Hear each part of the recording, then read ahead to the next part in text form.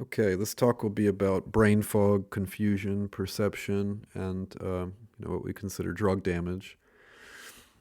This is a really impactful topic just because when your perception is affected, everything's affected because we're living through our perceptions in this realm. So, the most important thing to know in this vein is that the skull, particularly the forehead, holds the trauma construct of a failure of perception or for feeling stupid in an external context.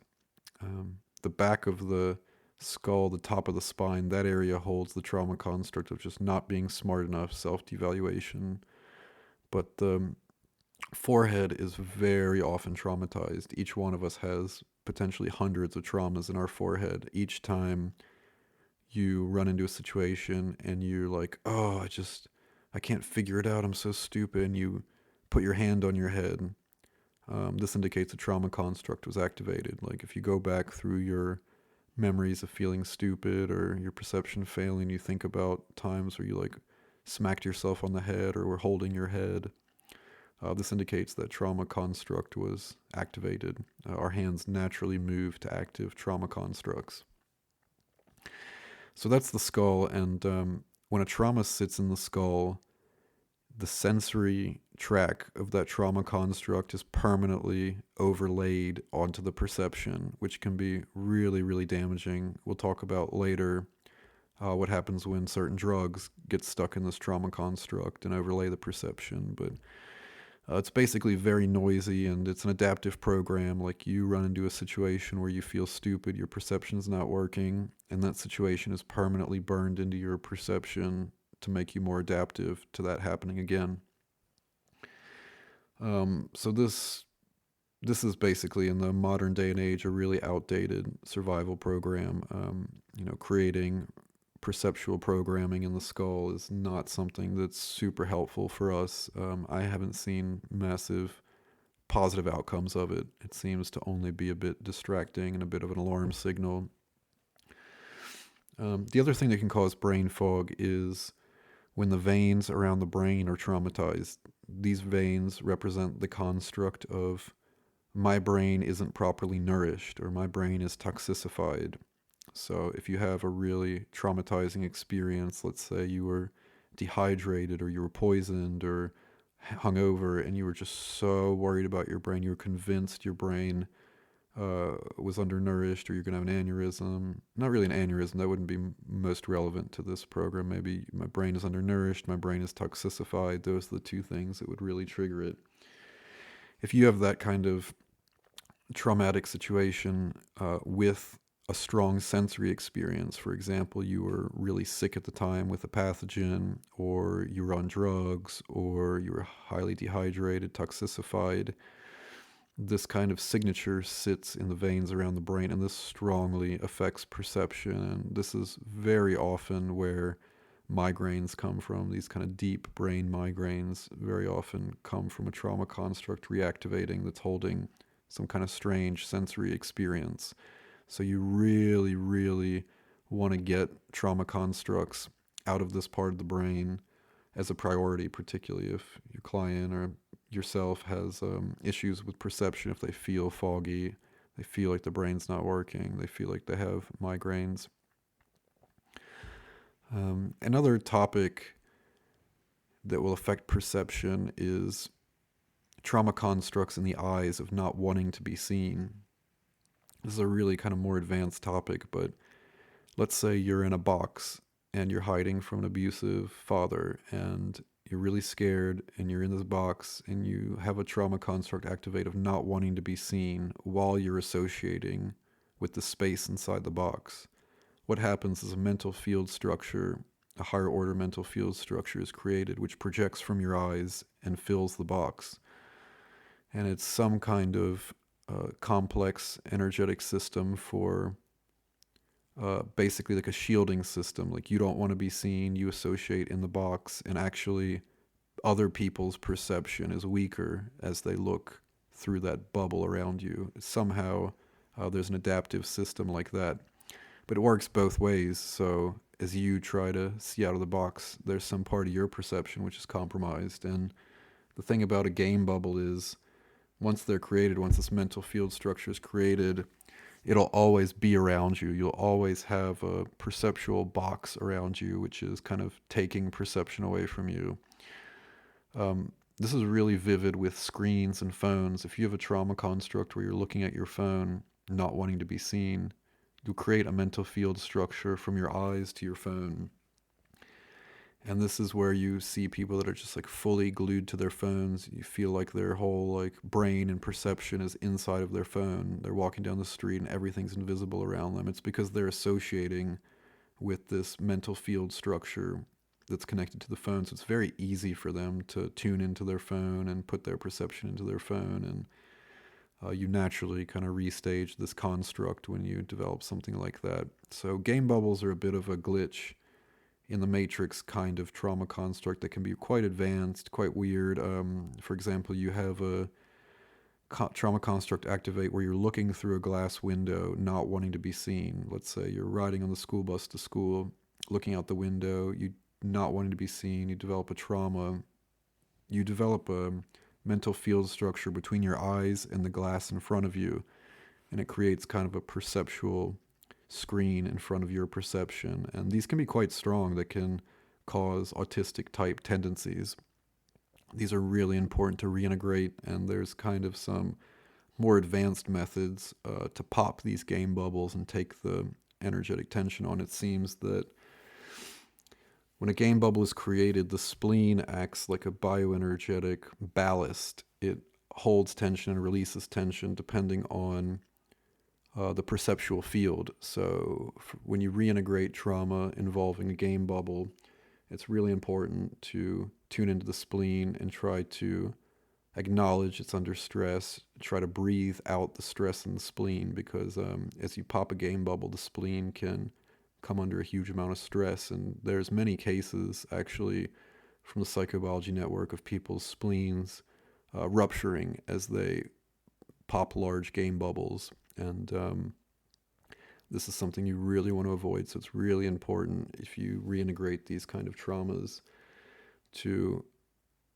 release the tension from the spleen. And we should have some more dedicated videos of that, particularly on the teacher's training, etc. But it's something to be aware of.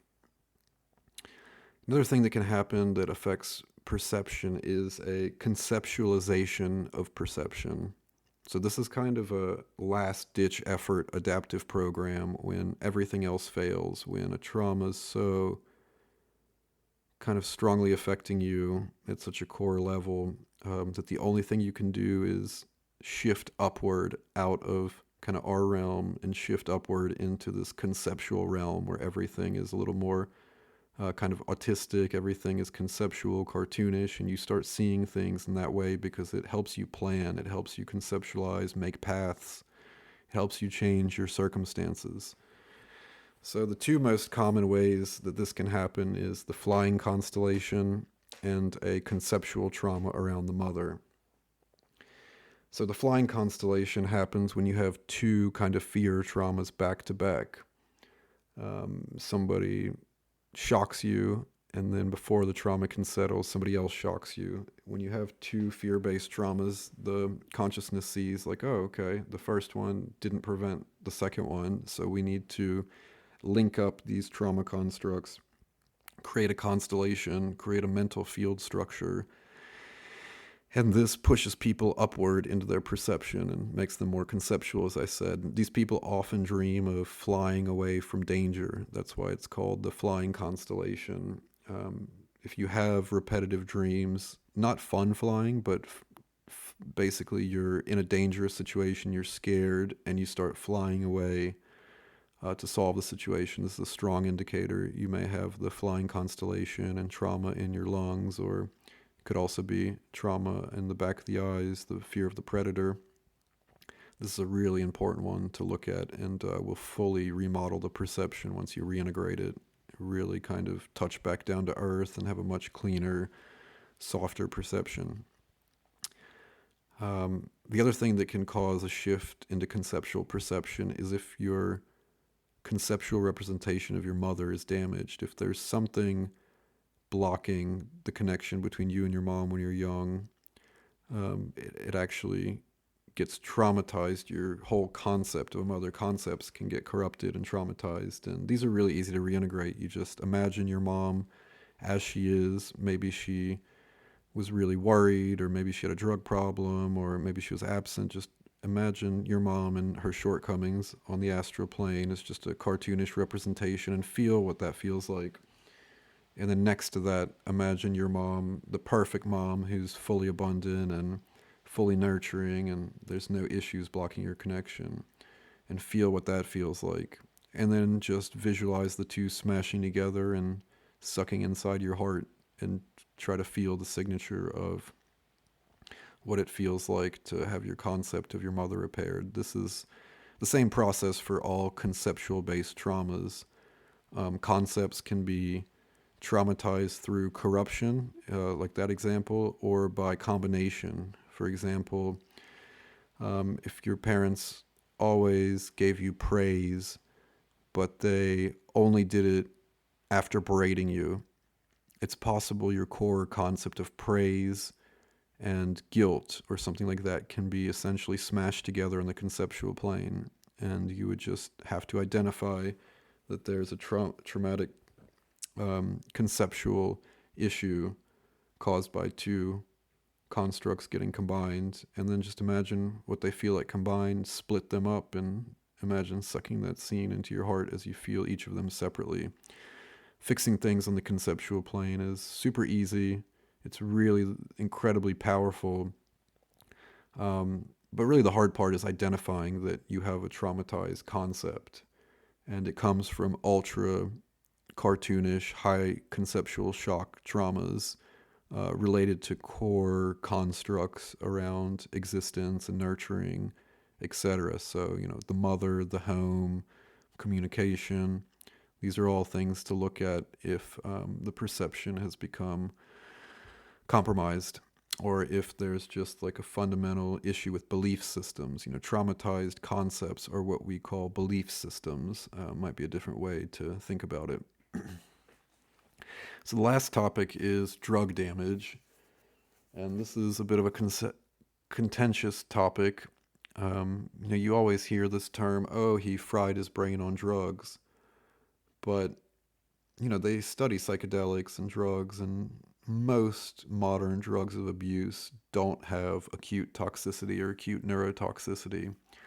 Um, what happens in my experience is that you have a trauma around the skull of not feeling smart enough, or my perception's compromised, or trauma in the veins around the brain, like my brain's not nourished. You have one of these traumas while you're on LSD.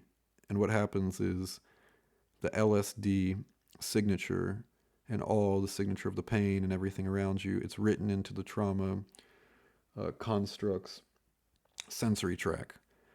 But the body can absolutely not handle LSD in a trauma construct. It pretty much instantly compresses the signature of LSD down into an archetype. But then, something happens where an entity self assembles. For whatever reason, when you have LSD in a trauma construct and the sensory information is too powerful, an entity self assembles, it's incredibly damaging. This entity will significantly affect perception. It'll kind of shift the confusion energy and the highly conceptual trauma energy of your trauma. It'll shift it around dynamically, affecting your perception. It's LSD itself is a trauma accelerator. If you're on LSD and somebody shows you a picture of a rotten kidney, for example, like they have on boxes of cigarettes, that's enough to cause a trauma because your perception is so conceptual. It's quite easy to get conceptual shock, which modifies the power of a trauma construct. So LSD, by its very nature of how it affects perception, is like a hyper accelerator of trauma. But when you have a trauma with a strong sensory track, when you have a really powerful trauma on LSD, what happens is this self-assembles into an entity is just not human. It's incredibly confusing, incredibly toxic, and incredibly damaging for the perception. And it's almost like LSD was made to be some kind of trauma accelerator and anchoring system. I mean, you can speculate Behind every LSD chemist in operation has always been the CIA MK Ultra program. It's all quite above my pay grade, but the point is that any trauma construct involving LSD, any traumatic experience involving LSD should be reintegrated as a top priority. And this kind of use of LSD in kind of settings that are not appropriate is one of the most traumatizing, dangerous things out there. It's probably one of the most risky activities in terms of altering your perception. So, kind of using this understanding, you can imagine how drug damage makes sense. You know, you meet people who spent 15 years in the summer of love doing LSD, and they took thousands of doses of LSD and they're totally normal and functional. And then you'll meet people who took LSD and had one traumatic experience and they're just totally cooked. They seem like totally messed up. They're the kind of stereotypical archetype of frying their brain on drugs. It's because it's written into a trauma construct in the head, affecting perception. And this kind of setup happens for a lot of synthetic psychedelics. It seems like the kind of natural plant-based psychedelics have less of this issue, although it absolutely is an issue. But synthetic psychedelics in particular are really dangerous in this context and should be addressed as a priority for anybody who feels like their perception is compromised.